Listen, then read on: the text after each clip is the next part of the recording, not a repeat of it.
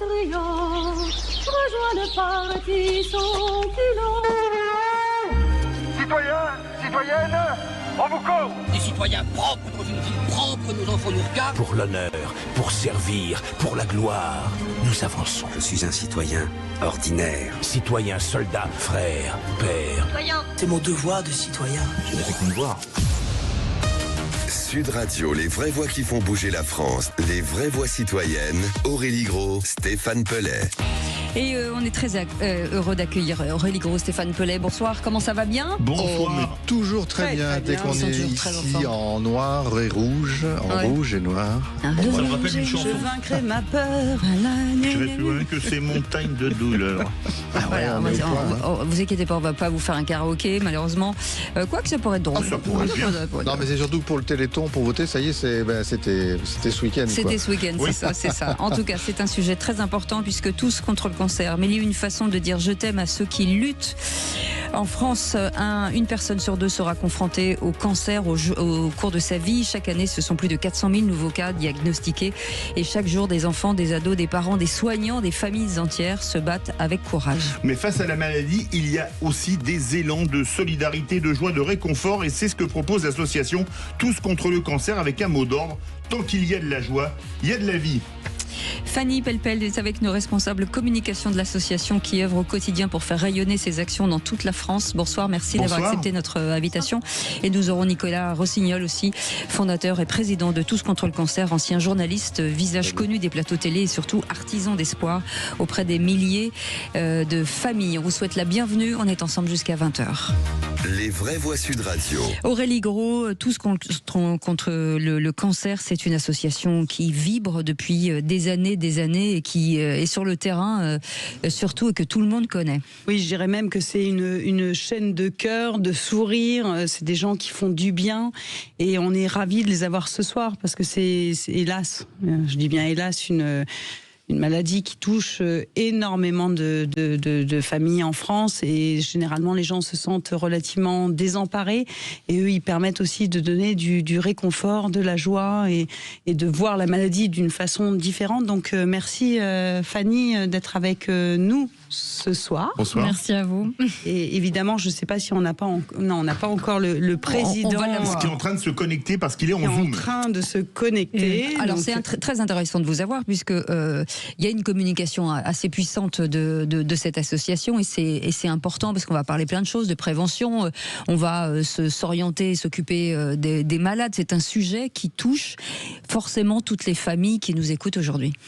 Oui, bien sûr, c'est un sujet qui touche tout le monde et dont on entend de plus en plus parler. Donc c'est vrai qu'il y a un tabou qui est en train de se lever progressivement dans le monde du travail, dans le monde du sport, dans le monde de la famille avec la question des aidants. Et nous, on a chez Tout le monde contre le cancer cette particularité d'essayer d'englober à la fois le malade mais aussi tout l'écosystème qui le soutient au quotidien. Donc la famille, les frères, les sœurs, mais aussi le personnel soignant qui s'occupe de ses patients tous les jours. Allez, Nicolas Rossignol est avec nous. Bonsoir Nicolas. Bonsoir.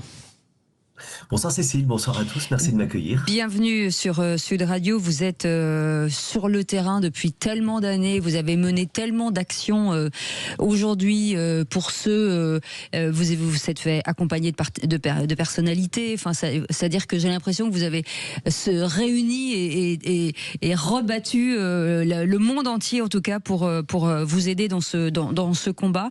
Juste qu'on revienne à la genèse de cette association, c'est important de le rappeler, parce que ça fait tellement d'années qu'elle est là qu'on a même oublié son année de création. Merci Cécile, ça fait 20 ans. Et alors, j'oublie pas que ça fait 20 ans parce que je vais vous rappeler ce joli souvenir que j'ai gardé. Nous étions, vous et moi, avec d'autres personnalités, sur une plage en Corse. On avait organisé les premières opérations avec plein d'enfants hospitalisés que l'on avait amenés en Corse pour un tournoi de beach soccer. Et nous avions, alors, Cécile de Minibus dans le sable en train de jouer au beach soccer, s'il vous plaît. Elle jouait en attaque ou en défense parce que les deux, mais je jouais les deux, moi, monsieur. J'étais partout. Les deux, monsieur. Bien entendu. Exactement. Elle jouait les deux, monsieur. Je jouais le ballon aussi, je jouais tout.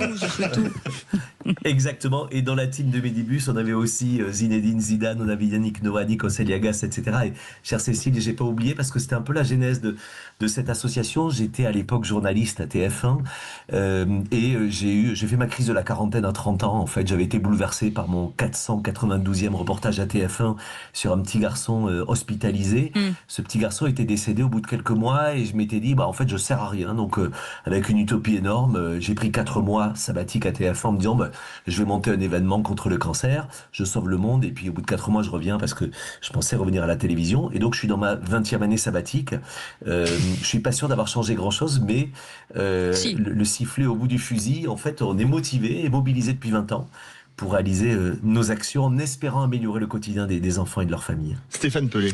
Alors justement, on sort d'un week-end de grande mobilisation sur certaines formes de thérapie, etc. Vous, comment vous situez votre action à l'intérieur de tout cet écosystème extraordinaire de la générosité publique, bien sûr de l'action aussi des pouvoirs publics, il y en a, mais aussi donc des actions du simple citoyen, du collègue de travail au bureau.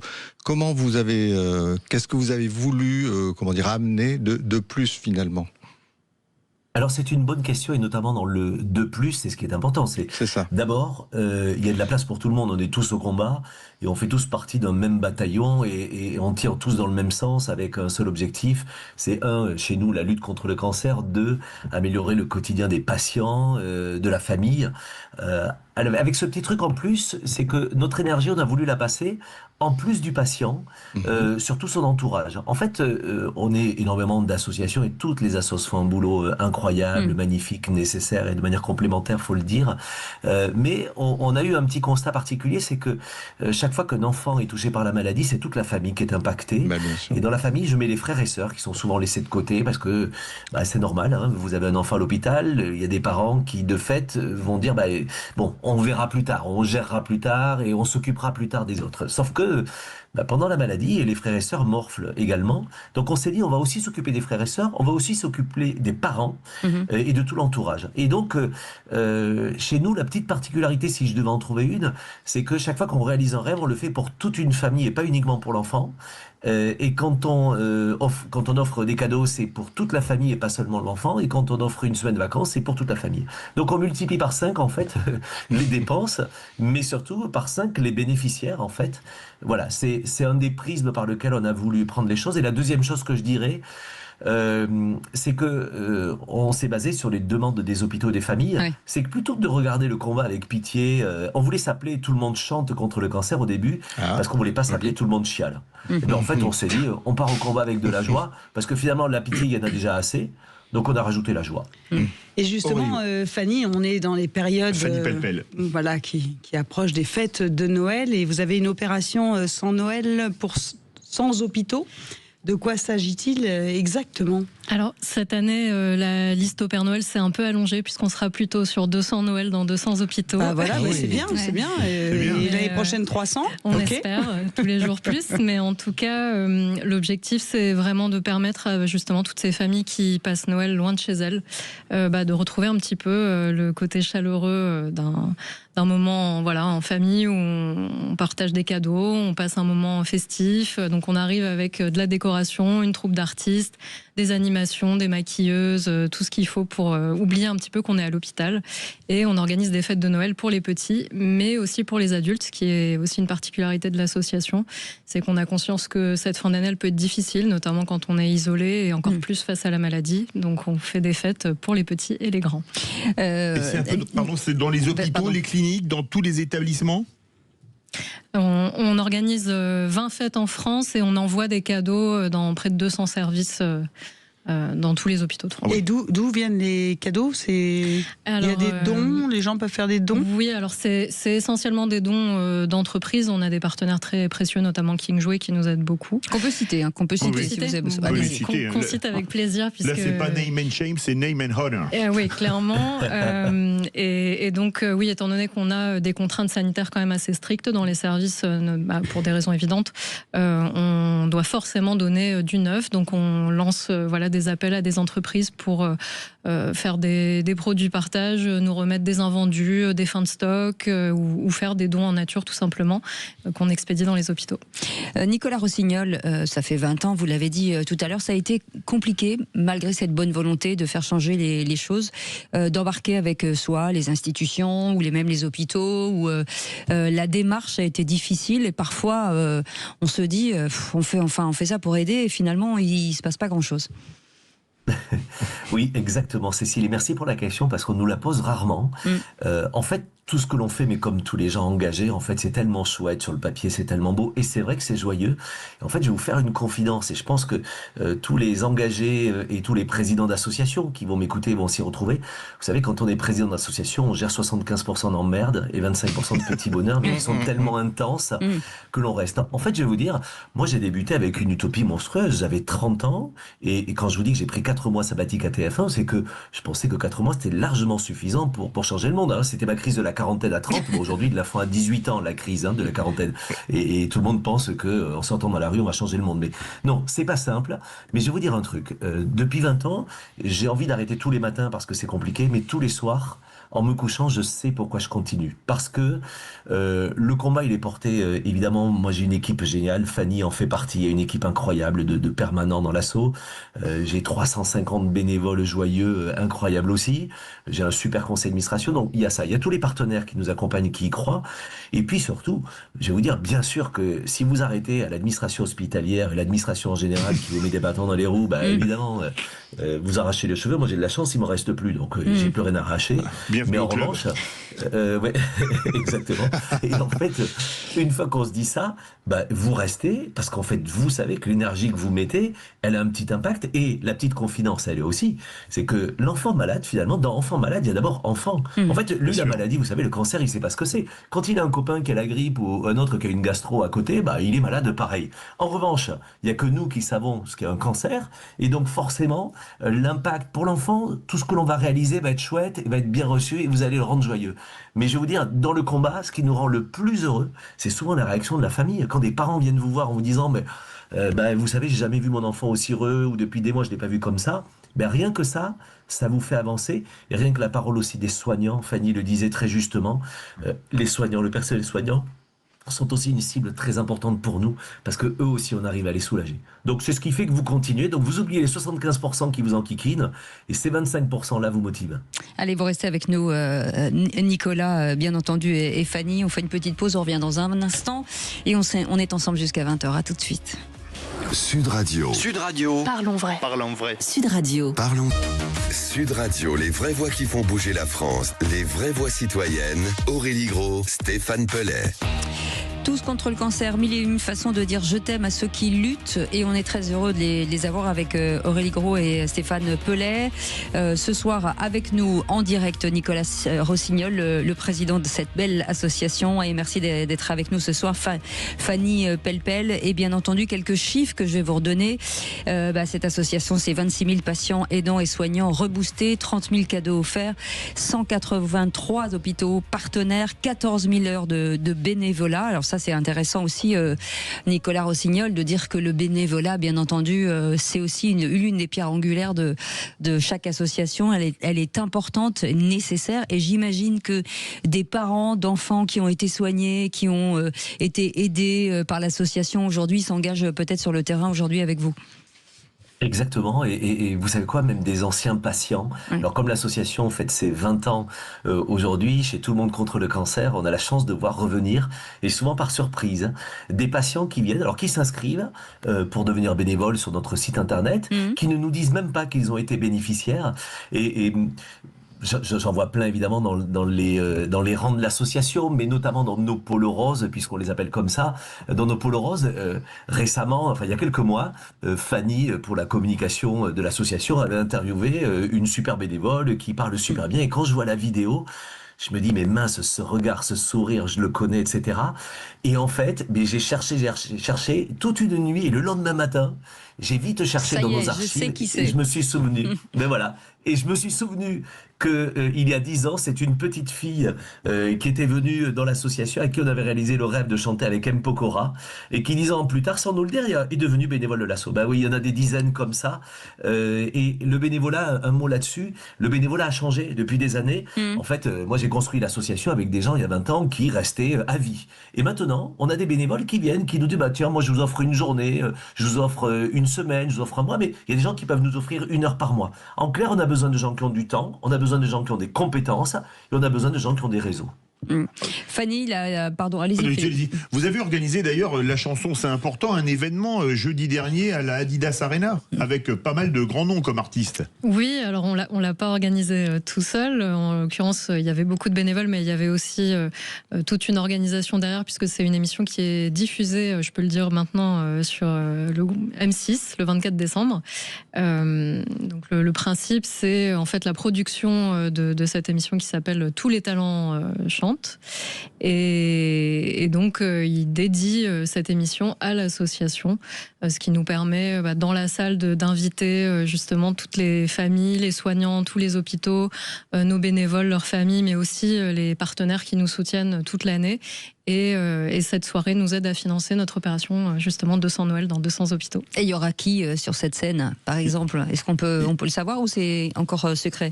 Alors, ça a été enregistré la semaine dernière. Ouais. Il y avait des grands noms quand même. Oui, alors en fait, comme c'est le gala de Noël de l'assaut, tout à fait, et que c'est diffusé comme réveillon de Noël sur M6 le 24 décembre au soir, c'est pas Pascal Obispo, David Hallyday, Claudio Capéo, Lynn. Ah, mais c'est des débutants. On a Natacha Saint-Pierre, mais exactement. Ouais. Et qui d'autre? La liste, allez, dites-nous, je note les noms. Hein. Attention.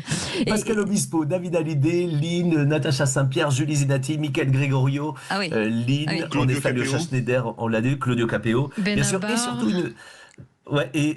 une spécificité, c'est que chez nous, on adore faire chanter aussi à chaque fois sur scène les vraies stars de l'association, ce sont les enfants hospitalisés. Et en fait, parmi les chanteurs, on a 3 chanteurs qui font partie des gens que l'on rencontre à l'hôpital. Il y a d'abord Aïcha Endoy, qui est une soignante, c'est une chirurgienne, en fait, qui chante au chevet des patients. Et en fait, on a tellement adoré cette chirurgienne qu'on lui a offert aussi la scène plusieurs fois. Mais on a aussi Maxence, notamment, qui est un patient qui, lui, on l'a connu à l'hôpital, il nous a connus à l'hôpital. Il chante tellement bien, on le fait monter sur scène dans un tableau incroyable.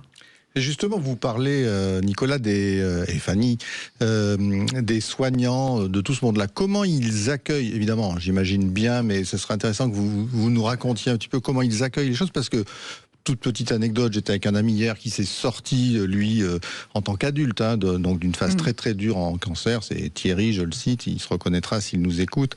Mais il me disait, voilà, le plus dur pour moi, c'était de croiser des enfants dans l'hôpital. Je comprenais pas, je trouvais ça tellement injuste. Et il me disait, tu imagines qu'on a mis des années à comprendre que, par exemple, il fallait pas leur mettre des blouses blanches, les pauvres, et qui soient dans une espèce de banalité, mais qu'il fallait passer à autre chose, des choses en couleur, il fallait les faire rigoler. Enfin, il y avait tellement de choses à faire magnifiques. Comment les soignants s'emparent de tout ça?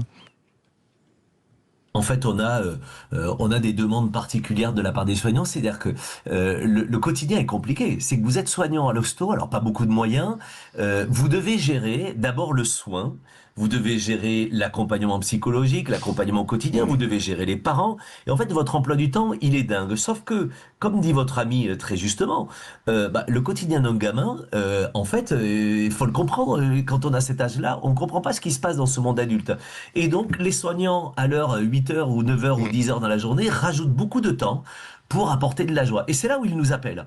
Notre association, elle est aussi structurée sur un truc très particulier. C'est que ce ne sont pas les patients qui nous appellent en direct. En fait, on a fait l'erreur, je vous fais la petite confidence, dès le début, on a fait l'erreur. Nous, tous les patients qui nous appelaient, bien sûr, on leur disait oui, ils nous demandaient qui un rêve, qui un cadeau, qui un chèque, et on donnait un rêve, un cadeau, un chèque. Sauf qu'au bout d'un moment, on s'est rendu compte que c'était l'émotion qui répondait à notre place, et finalement, c'était pas top de répondre par l'émotionnel. Et donc, très vite, on s'est dit, En fait, ce sont les soignants qui vont nous appeler. Et c'est eux qui doivent décider qui en a le plus besoin. Il y a la famille qui demande beaucoup, et puis il y a celle qui ne demande jamais. Il y a la famille qui est en grande difficulté, qui n'osera jamais. Et donc, en fait, les soignants sont aussi les premiers pousseurs d'alerte, en fait, porteurs d'alerte. Et c'est à eux que l'on répond par rapport aux besoins réels des familles. Et justement, vous avez parlé tout à l'heure des aidants, et je pense que c'est un sujet très important. Aujourd'hui, on a du mal à les reconnaître dans le système, on va dire, plutôt institutionnel, et on sait que, surtout quand ça touche un enfant, c'est extrêmement dur. Quelle est votre vision, vous, sur les aidants? Parce que j'ai vu que vous aviez lancé les maisons de répit, voilà, que vous aviez des actions au-delà de la maladie, du cancer de l'enfant. Il y a aussi tout l'entourage, vous le disiez, les enfants, les parents. C'est tout le monde presque qui est touché par cette maladie. Voilà. Je me permets, Fanny, mais tu seras complétée, tu es sur le terrain aussi avec les équipes au quotidien, mais en fait, je vais vous dire, l'enfant hospitalisé, s'il n'a pas une équipe à côté de lui ultra costaud pour l'aider dans le combat, c'est en fait ce qui nous anime, Fanny, toute l'équipe et moi-même, c'est considérer le collectif, pas une personne, mais tout le collectif autour. Dans l'équipe de France, qui est sur le terrain de rugby, de foot, de n'importe quelle équipe de France, vous avez un staff énorme à côté qui porte. Nous, on est ce staff-là. On se met sur le banc à côté, et en fait, en se disant, il faut que les parents, les frères et sœurs, les soignants aient aussi beaucoup d'énergie, mais aussi beaucoup de reconnaissance. Et donc, ça passe par toutes les actions que l'on mène au quotidien et pour lesquelles on a besoin de financement. Et en fait, il nous arrive très souvent de dire aux parents, mais vous savez quoi, votre enfant s'en occupe, mais vous. Alors on va leur offrir des soins de support, on va leur offrir des séjours de répit et de ressourcement, des semaines de vacances pour que toute la famille se repose. Oui, Stéphane Pellet. Ah non, mais je pensais que tu allais glisser ta question de foot. Non, je la garde pour la fin, celle-là, parce que ça, c'est une question de foot qui est très lourde. Mais il y a aussi il y a les maisons de répit, il y a aussi les escales bien-être. C'est quoi les escales bien-être, Fanny Pellepel?